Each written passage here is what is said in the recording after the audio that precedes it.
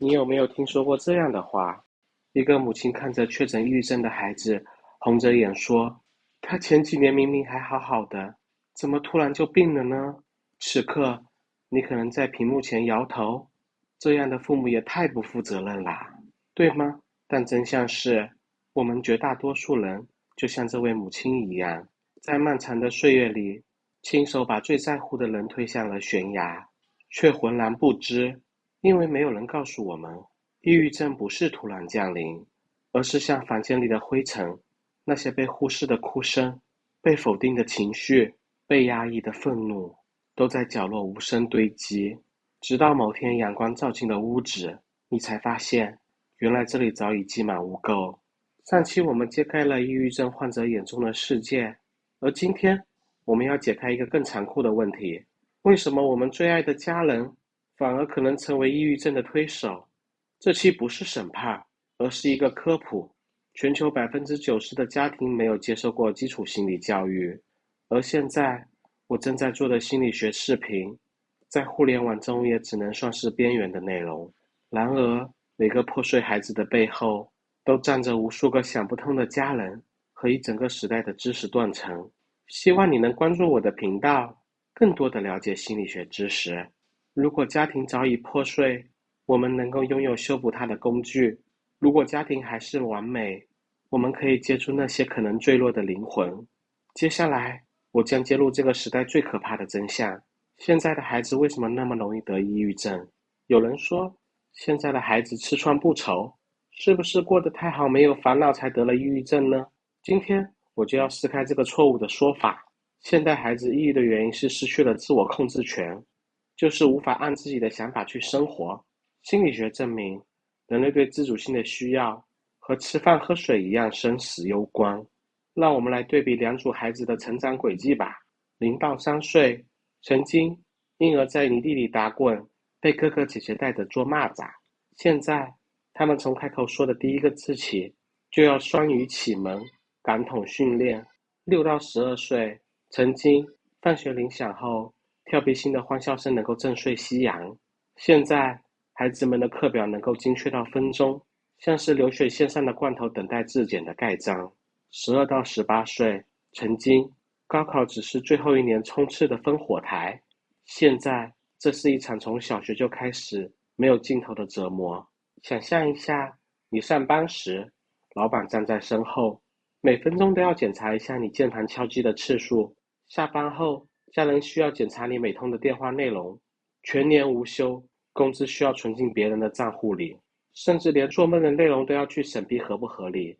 这种地狱般的生活，就是当代孩子的生存实录。脑神经研究显示，长期丧失自主权的青少年，前额叶皮层的发育厚度减少15%。这块负责决策规划的大脑区域，就像一栋永不封顶的烂尾楼。物资丰裕，那不过是镀金的镣铐而已。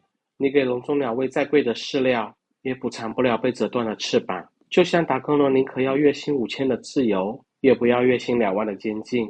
没有自主权的人生，才是抑郁症最肥沃的土壤。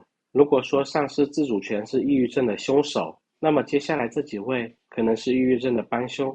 第一，有一个致命代码叫做完美主义陷阱。当孩子考99分，父母问为什么不是100分？当他终于拿到了100分，又会说隔壁的小王还拿了奥数奖。直到他某天站在了天台的边缘，父母还在问你明明什么都有，为什么会不开心？这不是矫情。神经科学实验证明，长期的高压环境下，大脑会持续分泌压力激素，让人失去调节情绪的能力。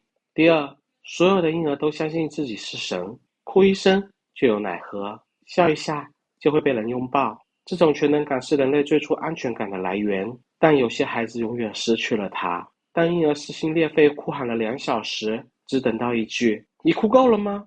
当小学生举着擦破皮的膝盖回到家时，却被骂"男子汉，哭什么？"他们的掌控感从源头就被斩断了，从此走进一场噩梦里。努力读书会被说笨，拼命工作会被骂懒，连抑郁都会被指责脆弱。在人世间，无论做什么，都得不到好的结果。第三，很多抑郁症患者脑中还有一些特殊的认知，打翻一杯水就自动弹出"我的人生完蛋"这种灾难化的想法。当别人没有及时回复消息时，就立刻想到了我不配被爱。当世界只剩下成功和废物，似乎自己也只能有一个结果。现在我将介绍3个简单有效的信息，希望在这个压力肆虐的时代里，为每个人建造一座心灵的庇护所。第一，给足孩子和家人足够掌控自己的空间，而不是去指导他们。想象一下，一个孩子正蹲在花园里种向日葵，当他兴奋地浇下第一壶水时，你夺过水壶说：该浇500毫升，要朝东南方向倾斜45度角。从此这株向日葵只会长成你设计的形状。神经科学家扫描发现，被过度干预的青少年前额叶皮层的活跃度比同龄人降低31%。真正的支持是退后一步说，试试看，就算长歪了，这也是属于你的向日葵。第二，激发家人的自主性。我们总想替家人把握方向盘，却忘了每一次的强行矫正路线，仪表盘上属于自我的燃料就减少了一格。自主决策者的多巴胺分泌分值比被动执行者高58%。当女儿说想当插画师时，试试把当画家的人生不稳定变成你想要画什么呢？第三，需要明白人生只有按照自己的意愿去雕塑才是幸福的这个道理。我们总被灌输一种可怕的幻觉，人生像一条设定好的铁轨，只要咬牙爬到了终点，就能领取幸福的奖章。但真相是，终于登顶后才发现，这座山上根本没有我想要的风景。看看凌晨1点钟还在加班的程序员，他们的脸上写满了疲惫感。再看看夜市煎饼摊的大姐，有烟熏得睁不开眼却哼着歌。区别不在于体力的消耗，而在于前者在给别人的人生添砖加瓦，而后者在给自己的人生描绘蓝图。当能感知到行为和内在目标一致时，多巴胺的分泌提升300%，获得3倍的快乐。下期我们将介绍抑郁症形成的过程。如果这条视频你还觉得不错，请帮忙点赞、评论加收藏。